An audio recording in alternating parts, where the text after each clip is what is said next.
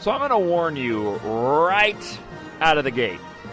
I am a 47-year-old Star Wars fan who is probably too excited for his own good for the Rise of Skywalker. Just before I started to record the show this week, I saw a brand new TV spot. I can't share it with you on the show because it was recorded off of somebody's phone from the TV. They haven't released it yet.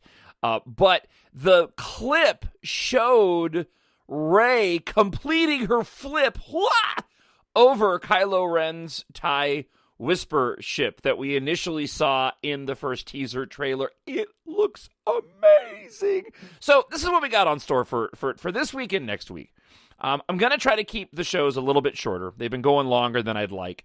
I'm going to dive into all the listener feedback. So we'll spend the second half of the show, for the most part, getting into your comments throughout the week from last week's show. We'll get into some Mandalorian Episode 5 talk, which was fantastic. Nostalgia fuel for my Star Wars soul. Was great. And then I'm basically going to kind of do a best of list of things that have come out for the Rise of Skywalker this past week, because there's been a lot of information that's come out and way too much to cover in one particular show. So I basically compiled just a handful of things that were discussed this week, were released this week, and that's what I'll be talking about and navigating a couple of different topics throughout the show today based off of that information. I can't not express how just genuinely excited I am for this film coming up here in the next, week and a half, right? I mean, a little bit more than that, almost 2 weeks. And look, just as kind of a PSA for you, the fan, and I can already see this happening across multiple podcasts and commentary around people, but embrace this moment in time. I wanted to pick the right words. Embrace this moment in time right now. We're in the middle of the... Look, you do your fandom however you want to do it. I'm just offering up my suggestion. You're obviously an uber fan of Star Wars, or you wouldn't be watching or listening to this podcast. So I just want to encourage people to really take the opportunity over the course of the next 2 weeks. And I say this all the time, and I've been saying this all year long, but we are down to these last 10, 12, 13 days before the release of this movie. Less than that before the premiere drops and we actually get some feedback about how this movie is going to be.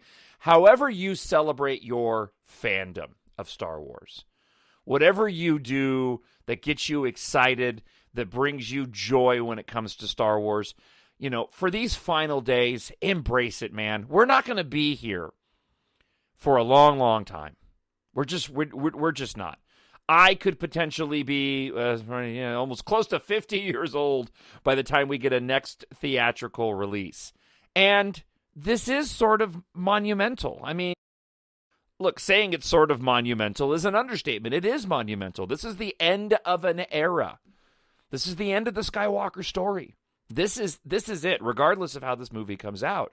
So this buildup and excitement, and this is the part of it that I love. This is the justification for my getting into leaks, because I like diving into this stuff before. I don't want to miss out on any of this. I know we got friends of mine, Zach over at Knights of Vader, the Knights of Vader podcast, has been sort of hitting me up to dodge leaks that have been coming out because he doesn't want to know anything, and I totally respect that. That's how he does it. He's so close to this movie coming out, he doesn't want to be spoiled. He wants to go in fresh. I don't care. I want to embrace all of it and take it all in and discuss it. And I think a lot of these leaks, and this is what I'm going to start off the show with this week, have really been turned on their heads based off of some things that happened this week. But I just want to encourage you as a Star Wars fan, however you celebrate your Star Wars, man, embrace it this week and cherish every hour leading up to this.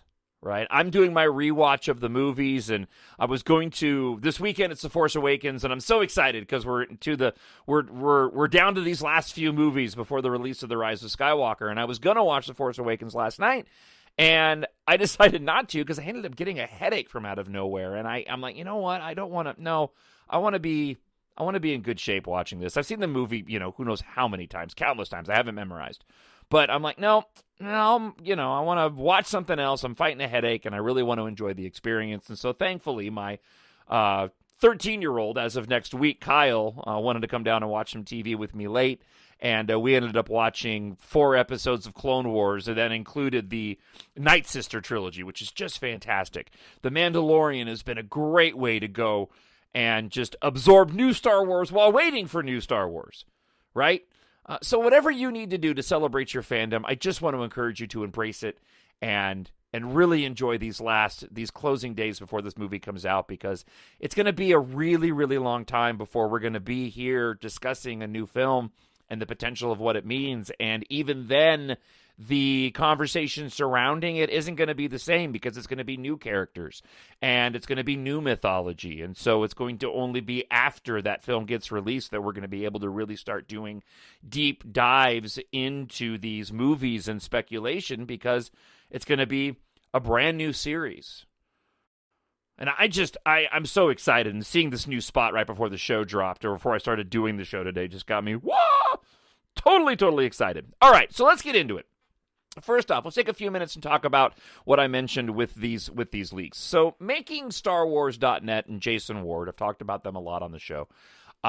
He's been putting out a lot of different videos talking about what he knows about the Rise of Skywalker. I've watched some of them. I've skipped some of them. Some of the details surrounding Finn and Janna, I'm like, you know what? Those things can wait.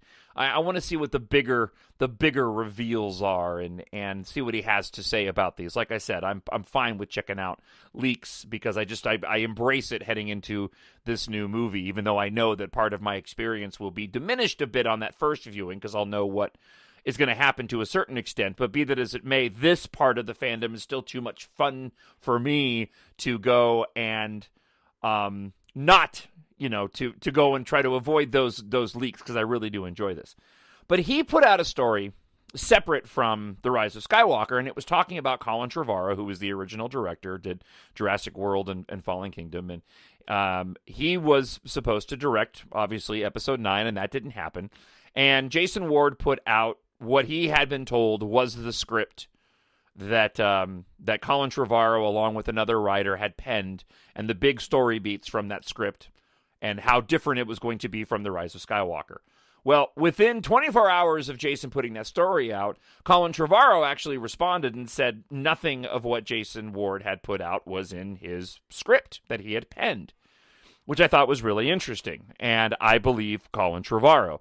If you are Colin Trevorrow and it was what he was going to write, that was what was in his script, then you would just keep quiet, because obviously Lucasfilm would also know that that's what was in the script. So if you were to go and push back against it, knowing that other people knew what was in the script, then you'd be a liar. So for Colin Trevorrow, I totally believe that him pushing back and saying none of what was released in this article was true is completely legit. Because if not, he could easily be caught in a lie. Now, Jason Ward followed up that pushback on the information he put out there, and basically said that he was clarifying that the details he was given from Colin Trevorrow's script was actually from a secondary script written by somebody else who was attached to Colin Trevorrow directing. Okay, that's as far as I went looking into it. It could be a very legit excuse.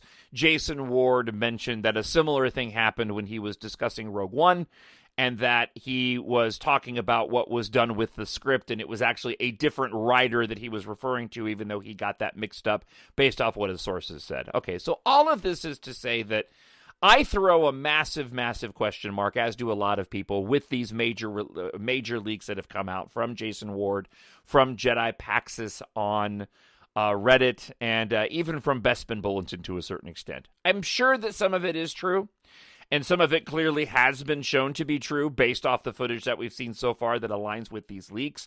But I also am of the opinion that I think a lot of these leaks, while they are legit, the connective tissue between them has been extrapolated on to make it work.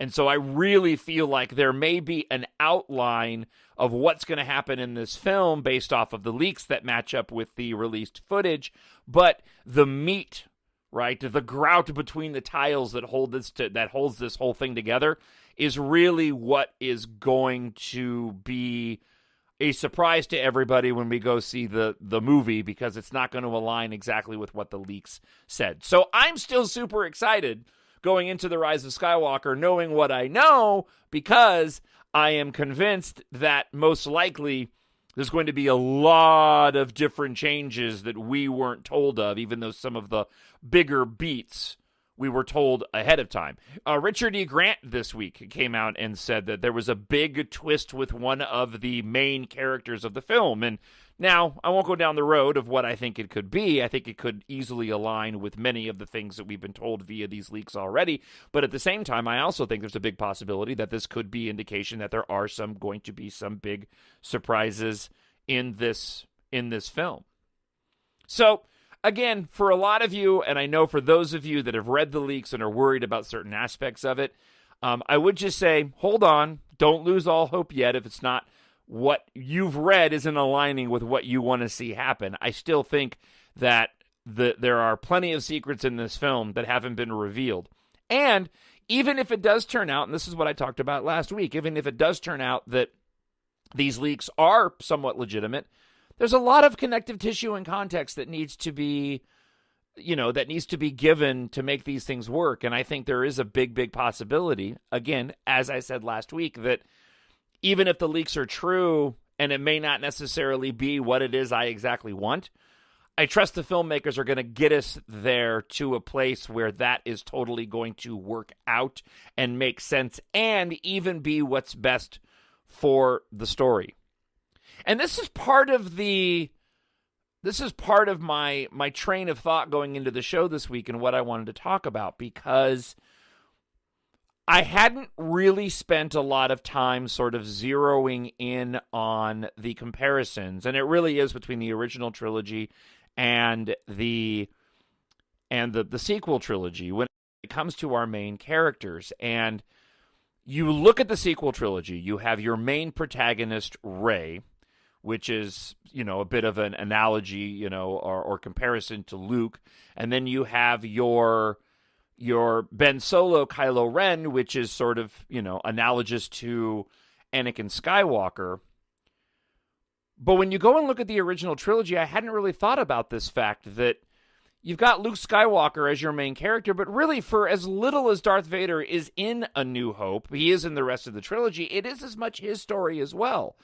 And I think a lot of people get lost, and I know I did too, on the arc of Kylo Ren and Ben Solo when it comes to the sequel trilogy, because there was such a hyper-focus on Rey in the beginning, and, at the start, while many individuals, and mostly the Reylos, really picked up on how important Kylo Ren's character was, especially in A New Hope, I certainly didn't right out of the gate. It wasn't until The Last Jedi that I kind of hopped on board the Reylo bandwagon and began to understand that we really are talking about a film that has two dual protagonists. And when you bring Palpatine into the mix, it really does go and parallel the other trilogies much better than if you hadn't brought Palpatine back into the mix, Darth Sidious, because he's always been there in the background. It really does set up a scenario where you have your Luke and your Vader characters that are very much, in terms of their story arcs needing to be solved, are now much closer to the story beats of what we had before with the inclusion of Palpatine. And I really, really dig that.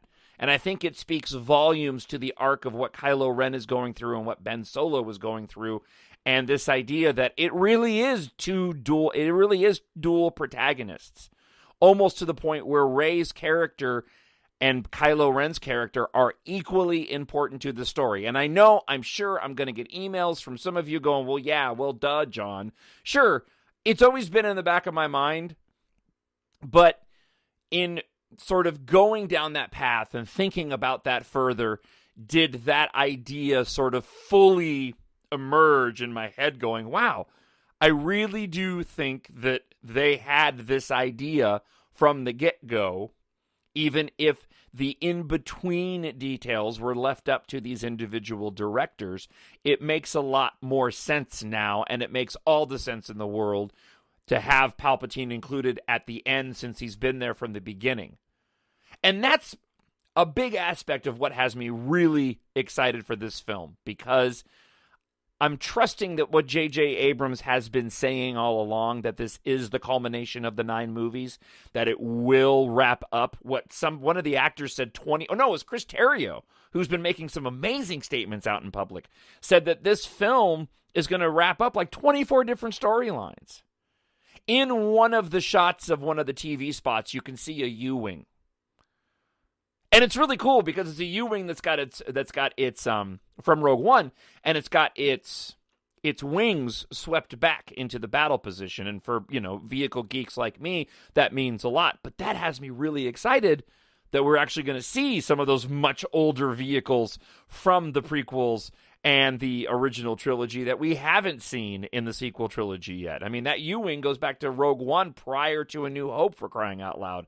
And we're getting if we're getting one of those in The Rise of Skywalker, then that really does sort of lend credibility to us getting some TIE fighters, old school TIE fighters, and old school X-Wings. And we know we're also getting a Y-Wing as well.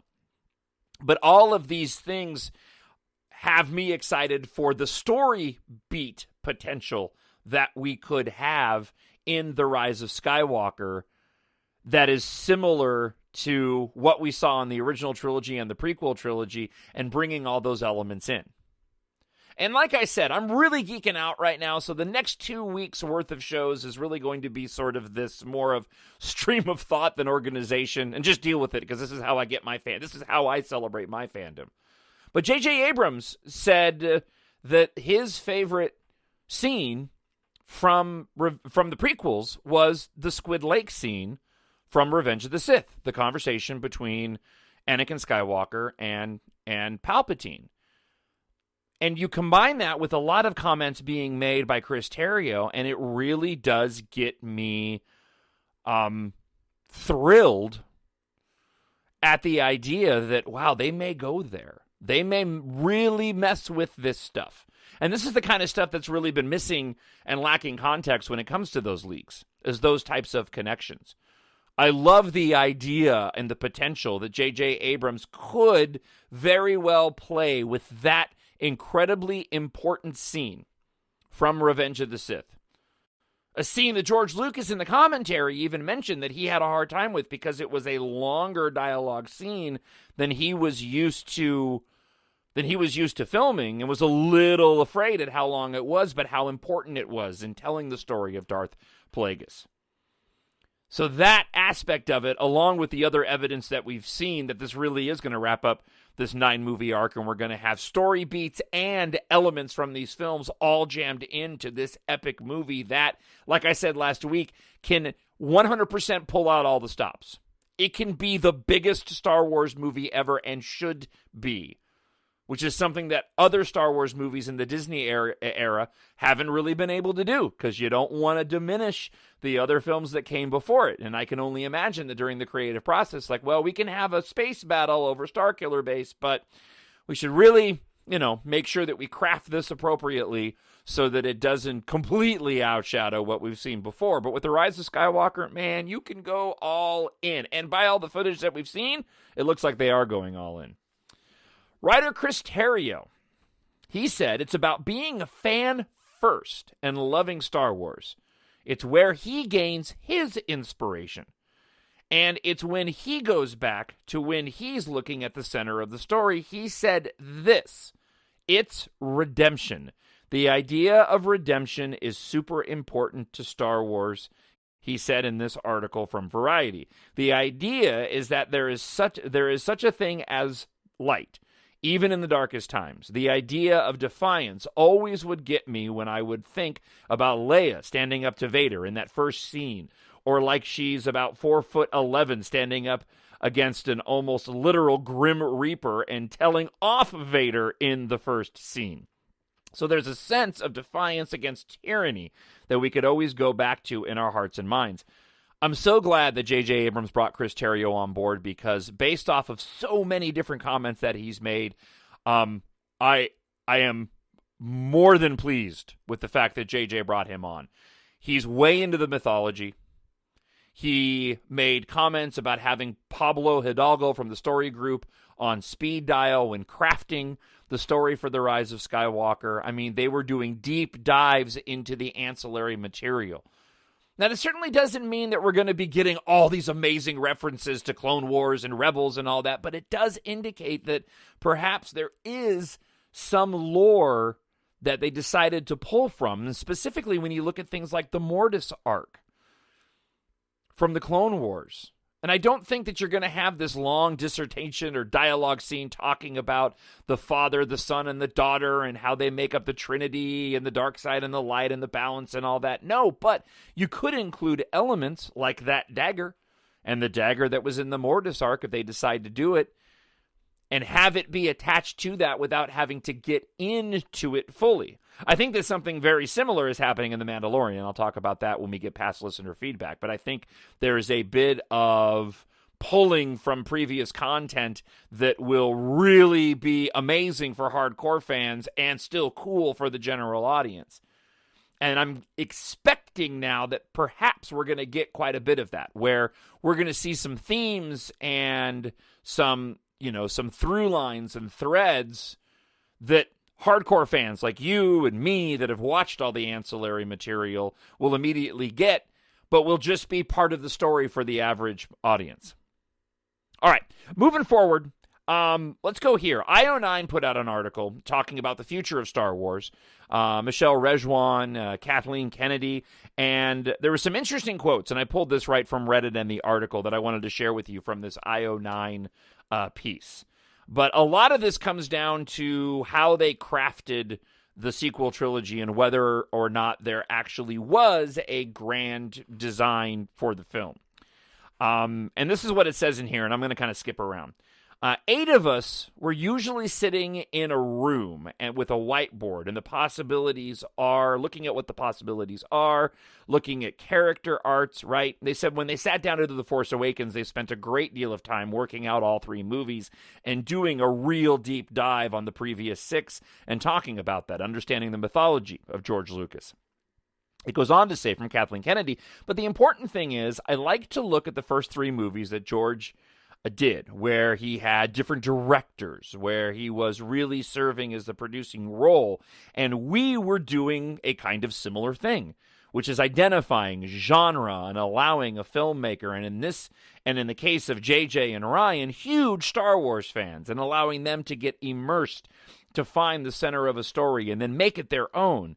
It's obviously important, as George always said, to have a meaning in these stories. And as a director, I think every director should have something to say in what it is they're trying to do, and they need to find out what's personal for them. In addition to something like Star Wars, which has this incredible fan base that cares so deeply, that wants to believe that we are immersed in that process as they are, as immersed in that process as they are, and we're looking at the nuances and the importance of mythology as they are, and I can tell you that is absolutely, that's what goes on. It's endless conversations along those lines.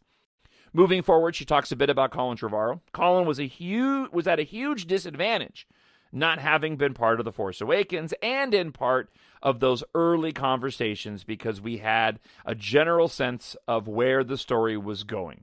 And like any development process, it was only in the development that we were looking at the first draft and realizing that it was perhaps heading in a direction that many of us didn't feel was quite where we wanted to go.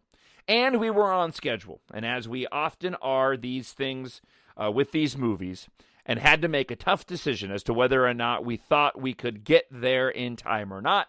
And as I said, Colin was at a disadvantage because he hadn't been immersed in everything that we all had been, starting out with Episode 7 on the working relation in Episode 7.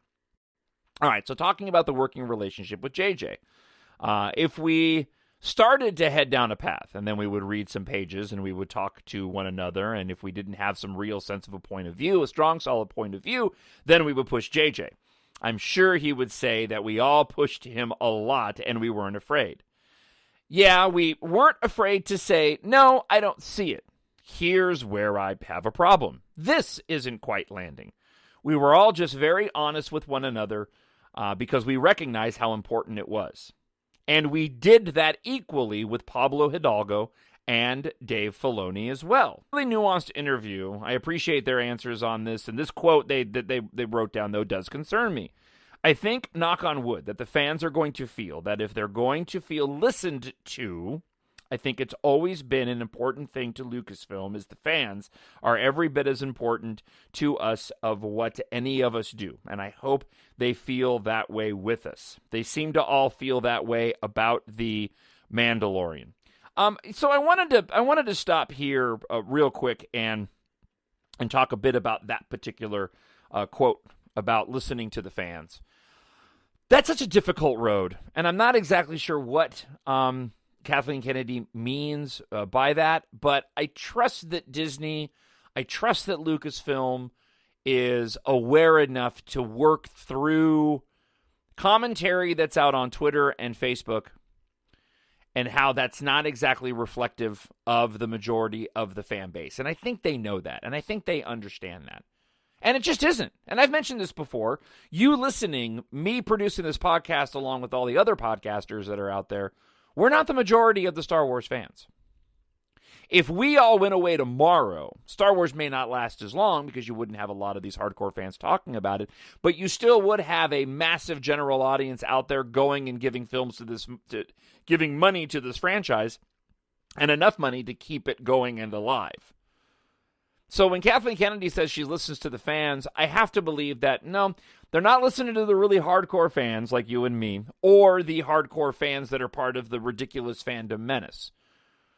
I think this is more along the lines of understanding the frequency of output of Star Wars and maybe some larger story beats perhaps that they have seen, or for a lot of people, the inclusion of diversity within the films. I think that's more along the lines of what she means. It's tough with these quotes, and this was certainly the case when Kathleen Kennedy made the quote about how they didn't have any movies or didn't have any books or material to build off of, and everybody ran with sort of, criticizing Kathleen Kennedy for making that comment, acting as if she was diminishing Legends, when in my mind she's really talking about source material like Lord of the Rings or like Harry Potter, where you don't have books to just go and base the movies off of. All right, shifting gears, let's go here. A journalist at the New Yorker tweeted out that Adam Driver told him about how JJ laid out Kylo Ren's 3-film arc to him prior to signing on to TFA. He said, "It's a character thing. It's not said. It's an arc that I've been basing all my choices on. For me, it was the key into him, the character." All of this comes back down to that redemption part of it. I don't think there's any doubt that Kylo Ren is going to turn at some point to the light side and be Ben Solo in this film. Like, the big question mark is, what's the resolution going to be of the character?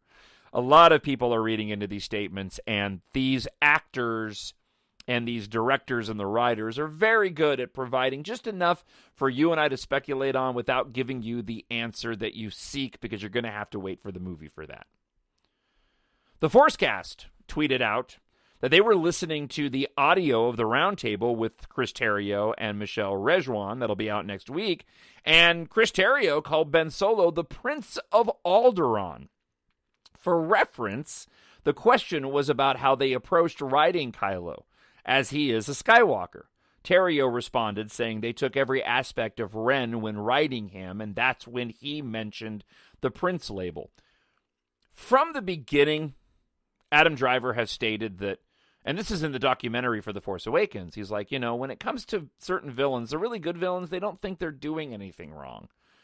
He makes a comment that, I think a lot of people think of the mustache twirly villains. I'm so evil. I mean, that's more along the lines of Palpatine to a certain extent.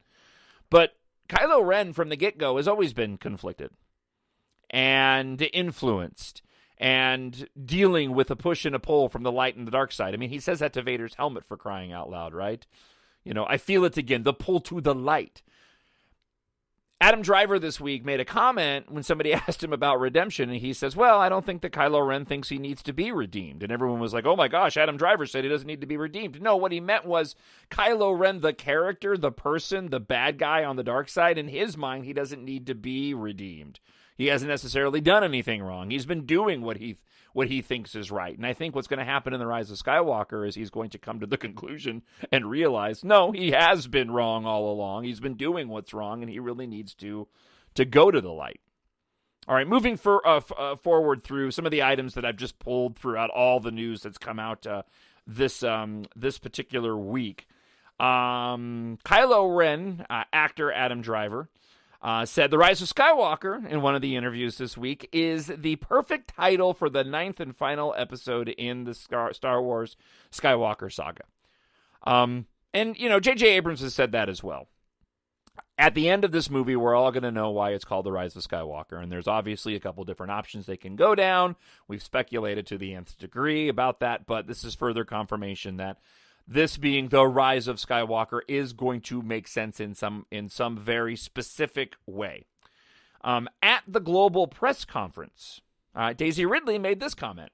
So I was one of the few that was like, well, I get why you'd want to know who your parents are, but I also was always interested in the relationships Rey was making for herself as an adult. But yeah, it's always been curious to me. I don't know.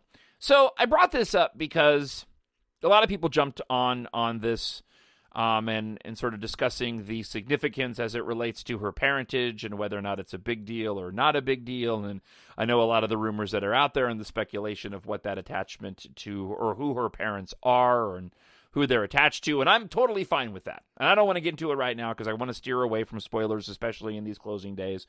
But it's kind of attached to and in the background of the little commentary that I did at the start of the show in talking about the arcs of the characters, families, and the one thing I didn't mention, but I'll mention it here in context with Daisy Ridley's quote, and that is, like with Luke Skywalker, nobody ever thought that Luke Skywalker was bad because he was attached to Vader, even though Vader was the ultimate bad guy. So if, for the sake of speculation, that Rey has an attachment to somebody who might be bad, I actually think that parallels quite nicely with what happened to Luke Skywalker in the original trilogy, even though that character and those characters from the original trilogy were the main, sort of antagonist-protagonists, whereas this is not a situation where Rey is related to or potentially related to Kylo, who is sort of the representation of Vader. So there's a change there. But more specifically, if she happens to have some connection to somebody in the past and in the Star Wars universe that isn't good, it doesn't necessarily automatically mean that Rey's now bad. It's quite the opposite. It's very much along the same lines of what they did with Luke and Vader in the original trilogy. To Daisy not caring about who her parents are, saying, I know people would care, but I was more focused as an actress on who Rey was, dealing with. It makes sense when you consider she wasn't raised on Star Wars, right? For somebody as young as Daisy Ridley, who didn't grow up on the trilogy and all these things mattering and are of being of significance, and Vader, telling Luke that he's his father, those were huge, big things for us as kids, and the stuff of nostalgia. But if you didn't grow up on that, then the parentage angle and the obsessing over storylines and character relationship within the Star Wars universe isn't nearly as important to you because you're an actress portraying this character that didn't ever venture into that world, even though you now are that world. All right, we're moving into to helmet talk here, right? And then we'll get into some listener feedback and some Mando talk after. Oh, we'll talk a little Mandalorian's popularity here in just a moment. But I did want to mention this because there was a quote from Adam Driver, or an article with Adam Driver, talking about Kylo's helmet, and I guess this quote is from JJ. And JJ said this: part of it, his helmet, is about his commitment to the dark side, Kylo Ren's. As you'll see, he's becoming supreme leader. His focus has been a little bit more on practical terms. He's assumed that position within the First Order. It represents his recommitting to the dark side, to the Knights of Ren. And then, because of a very specific thing that he's about to go do. As you see in the story, there's a reason for it. It might not be clear at this moment. All right. So I'll leave out my specific speculation on what I think happens at the beginning of the film, specifically what Kylo Ren's mission at the start of the movie is. So I'm going to dance around that, but I do want to get into what I think now has happened with the helmet and why there's been so much confusion within the marketing over when he's wearing it and when he isn't wearing it. Let me say up front, I think Kylo Ren has the helmet on when he's flying the TIE Whisper in on Pisana. When we get the leap from Rey from the teaser trilogy and now this new television spot where we see her complete that move. Okay. We see his hands from that original teaser trailer, right? Piloting the ship, but we don't see his helmet. I think his helmet's on, and this is the reason why. At the start of this film, based off of what J.J. Abrams said, my guess is we're going to be introduced to the big bad at the beginning of this movie. They've said all along, the cast has said all along, and this goes back to Celebration, that when we first heard the cackle from Palpatine, that character, the Palpatine, was going to be a big part of this movie. And that he's going to be there, in the background through the whole thing. I think the film starts off with Kylo Ren and some conversation with Darth Sidious at the beginning of the movie. And that sets him on his path. That's what I think happens. He gets orders to do something from Palpatine. He's becoming the supreme leader. It's been a year later.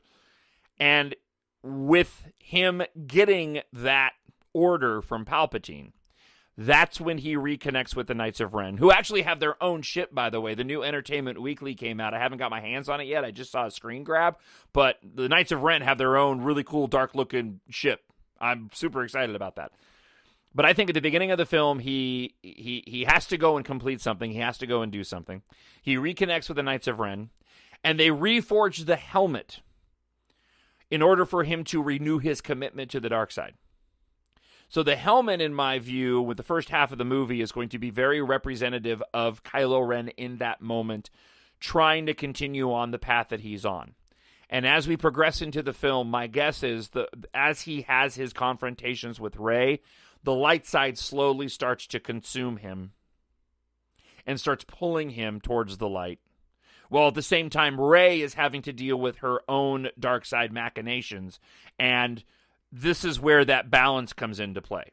And I mentioned this before, but this helmet theory to me really does ring true to sort of add some credibility to this line of thinking, especially when you look at the spots and the shot that we've seen and some of the extended shots that we've seen of Rey and Kylo Ren in his white chambers on board a ship with the burnt Vader helmet on the pedestal. He's still wearing the helmet at the time.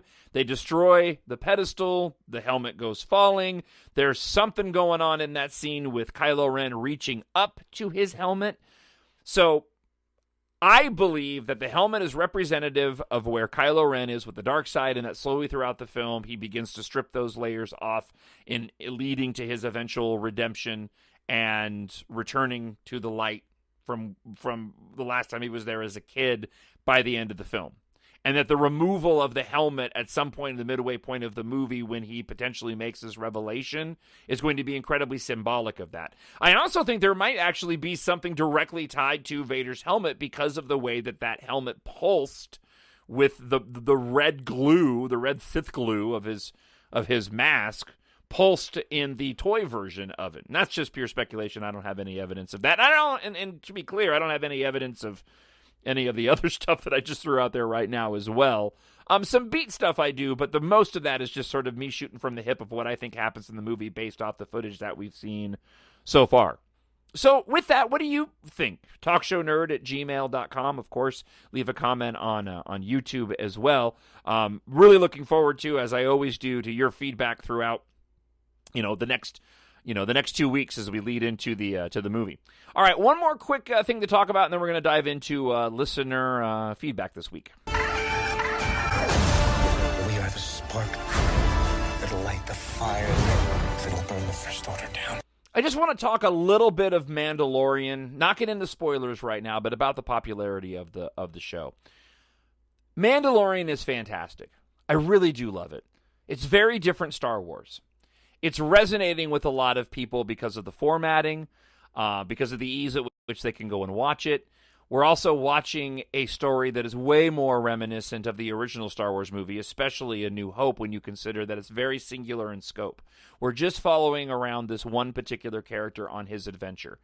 And it serves this story very well, where we're not getting a lot of, in the meantime, off on planet blah-bitty blah blah blah. No, we're not getting any of that, because we're just following the Mandalorian. And I think that makes for the episodes to move at a fast pace, even when there's not a lot of action going on. But these shows just fly by for me.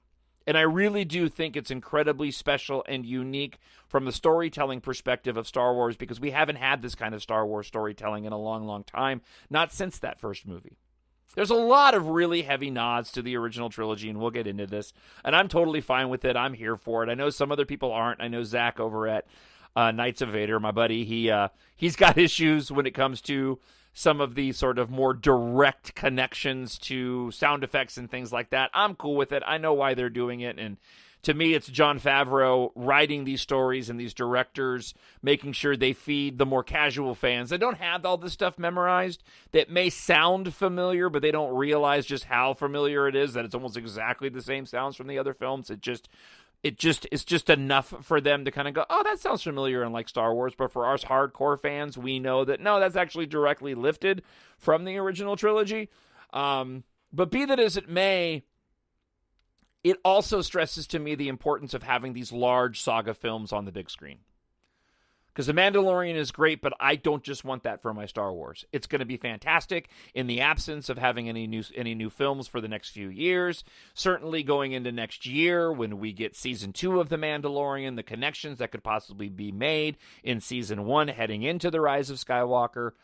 I think it's going to speak volumes that this show is the most streamed show on the planet, and that everybody seems to, across the board, really love The Mandalorian, and everybody has latched onto, rightfully so, Chilota. Baby Yoda is amazing. I could just watch that little dude walk around all over the place.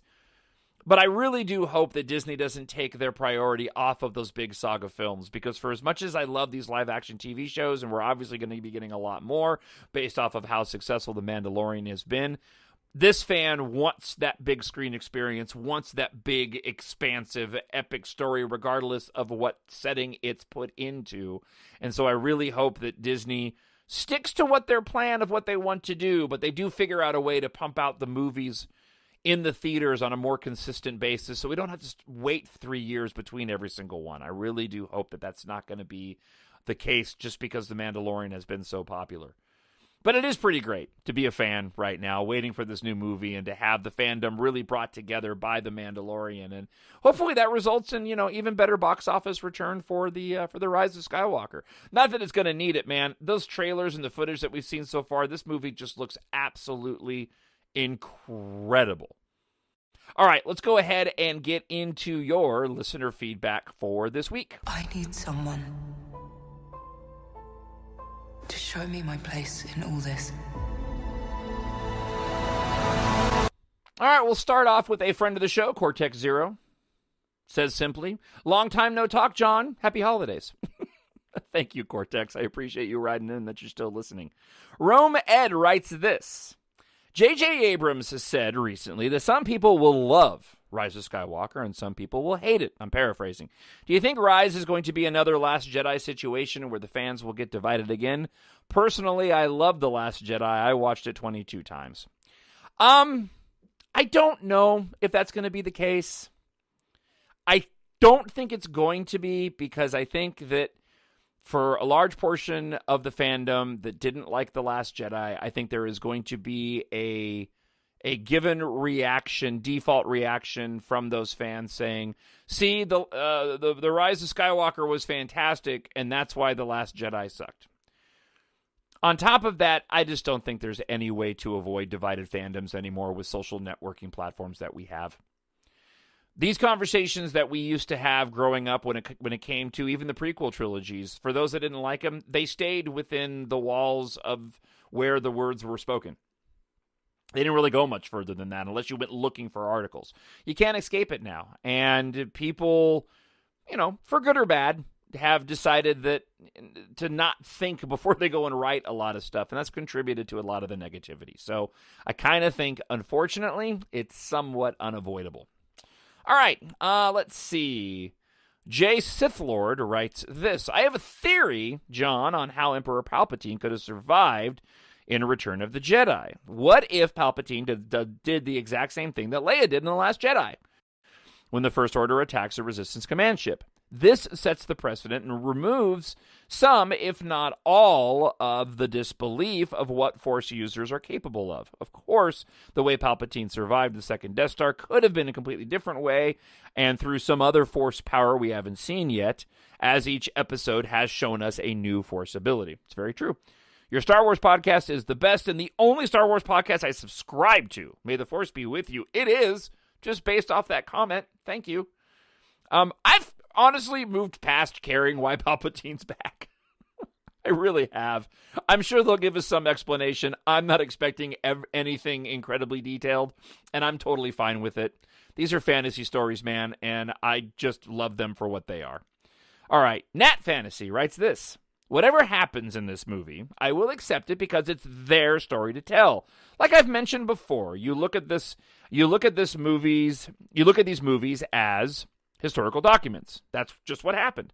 I'm sure whatever Ben's ending arc will be, it will be amazing and will do the character justice. My personal preference, I will always be in the Ben Solo Lives camp because I love the character so friggin' much, and I just want a GD Skywalker to be happy in this trilogy. Amen to that. Whatever happens, though, I'm so glad we've had the sequel trilogy. Me too. Adam has done a fantastic job in his portrayal of Kylo Ren, Ben Solo, and I cannot wait to see him again in The Rise of Skywalker. He's the shining star of this trilogy. Great work, John. Thank you. I can't wait to hear your review of the movie when it comes out. Sending you Star Wars positivity all the way from the UK. May the Force be with you. Thank you so much, man. You guys are the best. You really are. Purple Flower writes this. I'm trying to keep an open mind, but I really hope Ben lives. I just feel that if he died, it would be a repeat of Anakin's story. If that's the case, then what was the point of the sequel trilogy? I do think that Ben should be exiled. This is just wishful thinking, but maybe that's why Ben's ship was burned in what looked to be on Octo in the promo. Maybe Rey was making sure Ben doesn't have a way out once he's exiled. Yeah, that's the thing about when it comes to the leaks, just really quick. Boy, you could, if you didn't have any of the connective tissue of what's been written by the leaking individuals, and you decided to start crafting the story based off the trailers alone, you'd be crafting a much different story. Just want to point that out. I want to point that out, but let me be more specific.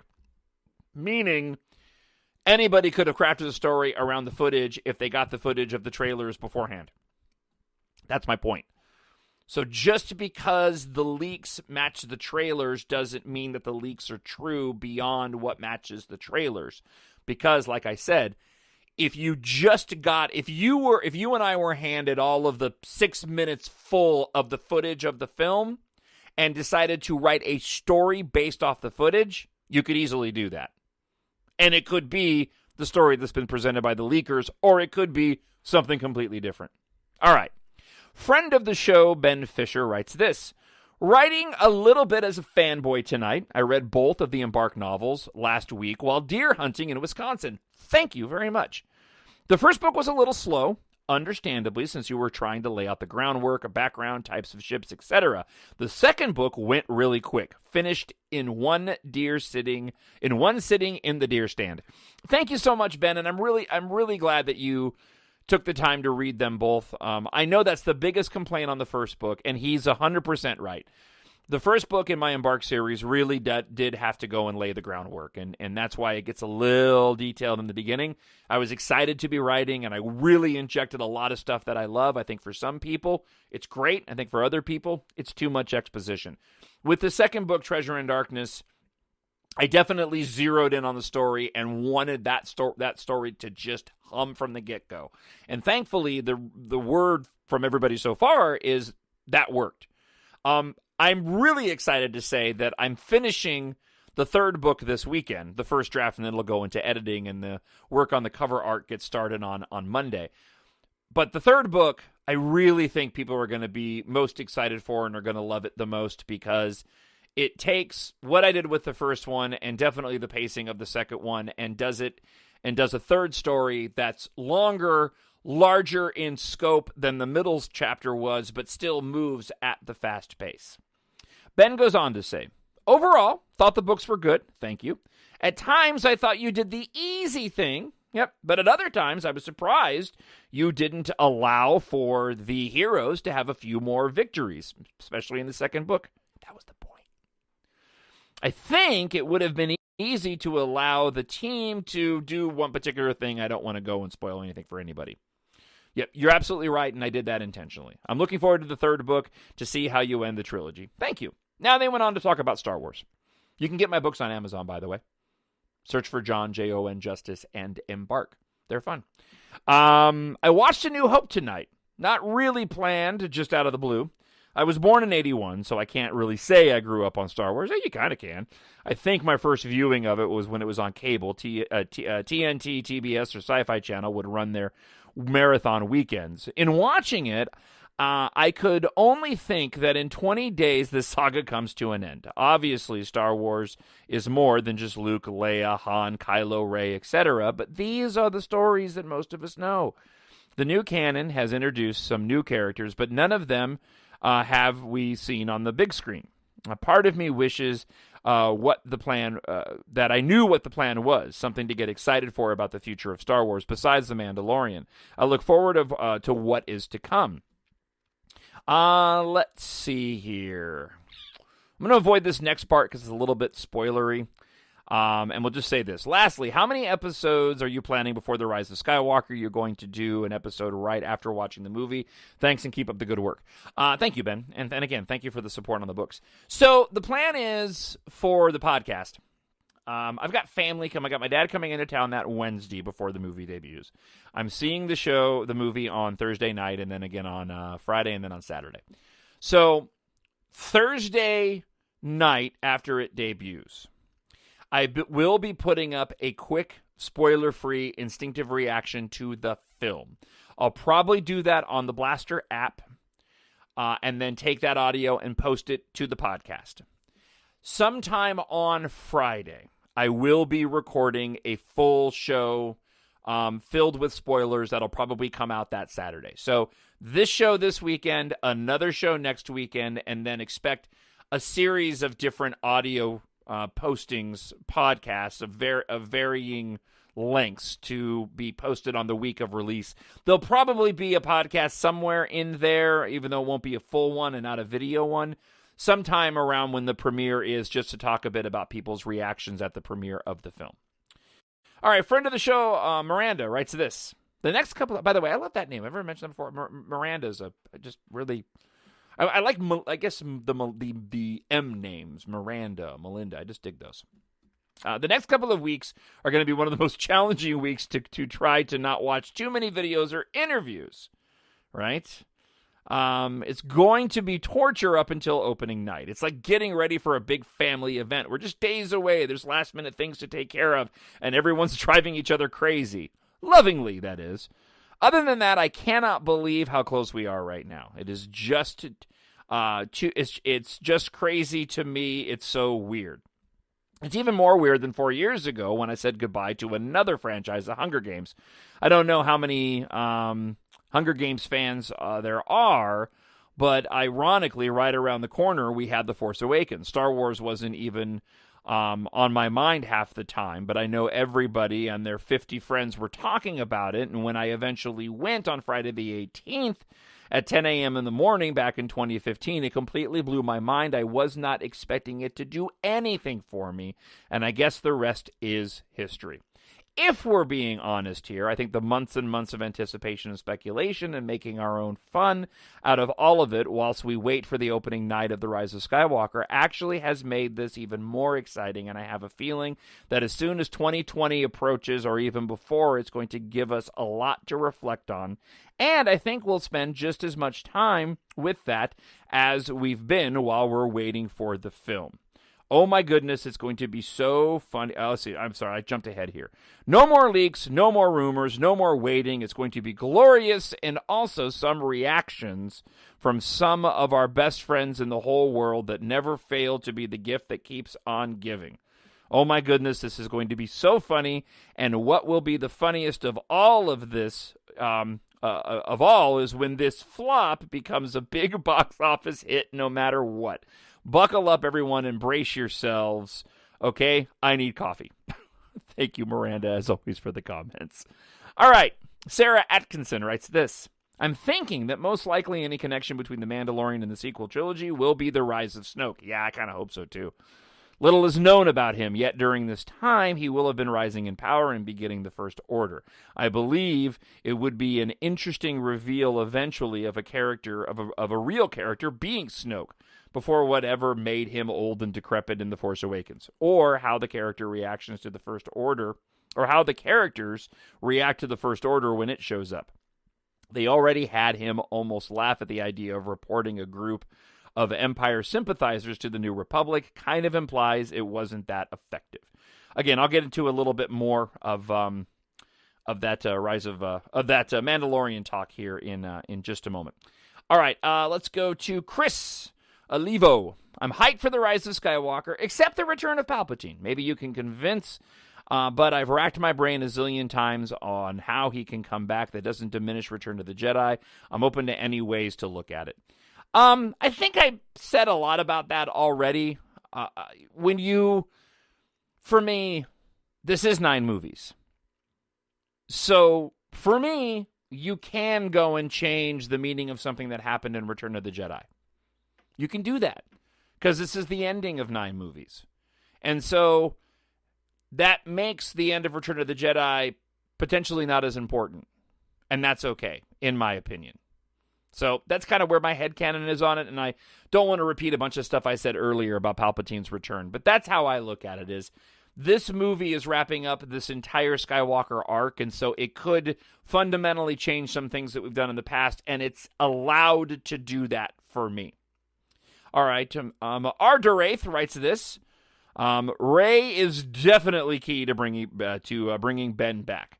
The first words of TFA were, "This will begin to make things right."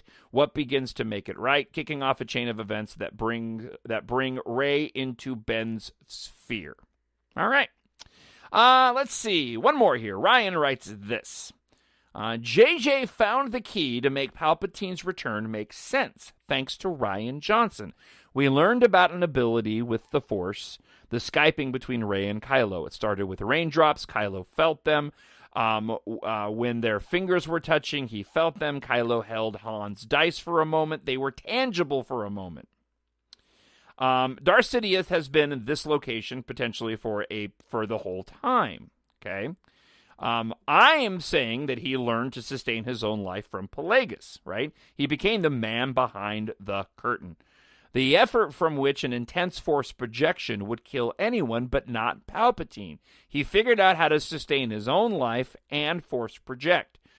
Rey and Kylo's flash fights actually have tangibility. So Palpatine's fights with Yoda, Windu, etc. are all possible. He has puppeteered it all from afar so that he could not be betrayed by an apprentice. The Sith fleet could not be risked as long as there was hope and the Jedi in the galaxy. So he had others like Snoke do his dirty work. This will all start to connect with the audience as soon as they realize how ancient Palpatine's Wayfinder, right, the potential thing that leads Rey to him, is. Okay. So, cue the intense, mind-blowing music. All right, I dig this scenario here. And again, I tried to keep, this is spoiler-free. I mean, they're basing it off of some things that are out there, but this is all stuff that could be gleaned from the trailer. So that's why I'm personally okay with sharing it. I do like this idea, though, by the way. I like this idea that potentially, like, the end of Return of the Jedi was actually Palpatine from a distant location, force projecting into, in that particular moment, though I think that's probably not going to be the case. He was still there physically. There's going to be another rational explanation about how he made it off the Death Star too. I will tell you, the one thing that I really want to know is, I want to know what's up with the Sith Troopers. I'm going under the assumption they're clones. And I'm going under the assumption they're clones specifically even more so than before because of what's happening in The Mandalorian, keying that with the line from Kylo Ren about maybe, the Supreme Leader was right and we should create a clone army, this kind of thing. But I want to know what's been going on with them because they've just been hanging out on Star Destroyers for the past 30 years? I mean, you'd have a bunch of overweight Sith Troopers for crying out loud. So I assume they were in some hibernation state at that point in time that they end up being released from to go out on their murderous ways, as we've seen in the trailer. All right, and that wraps it up officially for the show this week. Thank you so much for checking it out. I do want to encourage you to go and pick up a copy of EMBARK. If you're watching the video version, there'll be a little ad here that pops up at the end of the show, but go to Amazon.com. That's how you can support the show. You can pick up a copy of the ebook. You can get both ebooks for EMBARK Book 1 and 2 for under $4, which is fantastic. Paper books available, audiobooks available. You get discounts on the audiobooks, narrated and produced by me. If you purchase an ebook, you can gift them for a friend. Fantastic holiday gift. Maybe you got a buddy who likes sci-fi and they read, and you're like, what do I get them? I know, I'll gift them a copy of this guy who does a podcast that I listen to and his science fiction space opera novel. So go to, again, Amazon.com and search for Jon, Jon Justice, and EMBARK. Book 3 will be out sometime early February, so now is the perfect opportunity for you to go and get caught up on this story that was inspired by the individuals that have inspired me throughout the years. George Lucas specifically, the myths and tales that inspired him, and then the current content creators that I love so much, and not just within Star Wars, but Ready Player One, Fast and Furious movies. There's a big element for those that have read the first book to EMBARK that actually was taken directly from Fast and Furious of all things, and sort of doing a Fast and Furious in space and combining it with Ready Player One and Star Wars. So that's my book pitch to you. That's my Christmas gift. Please go pick up a copy of the book for you or a friend. All right, we're going to wrap things up and then talk a little bit about The Mandalorian. So I'll just say goodbye for now. Leave a comment on YouTube or drop me an email at talkshownerd@gmail.com. The Force will be with you, always. My nerd world. All right, I just wanted to take a few minutes and talk about The Mandalorian. And again, I don't want to repeat what I said earlier, but really loving the show. This latest episode was fantastic. I don't think that Fennec Shan, right? Let me get that right. I don't think she's dead. Okay. I think they did some trickery that kind of falls in line of, if you didn't really see them die, and they didn't really die.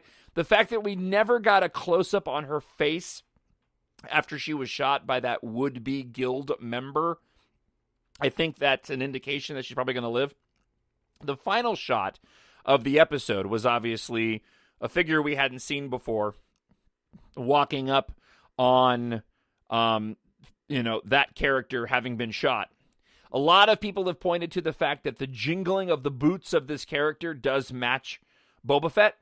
We know that in the title description for one of the last episodes, either the one that takes place Wednesday before the Rise of Skywalker or the season finale, directed by Taika Waititi, says that the Mandalorian is going to face an unexpected foe. I think the unexpected foe is going to be Boba Fett. And I think what's going to happen is we're going to get Boba Fett in this, and my guess is that, and somebody else had posted this and I agree, I think the culmination of the Mandalorian arc for Season 1 is going to be the client getting Baby Yoda back in his possession, perhaps through Boba Fett, and then the Mandalorian going back to IG-88 and Cara Dune and getting a group together to go and get the child back from the client. I'm hoping that heading into next season, then we end up finding out who's actually pulling the strings and why they wanted Baby Yoda in the first place.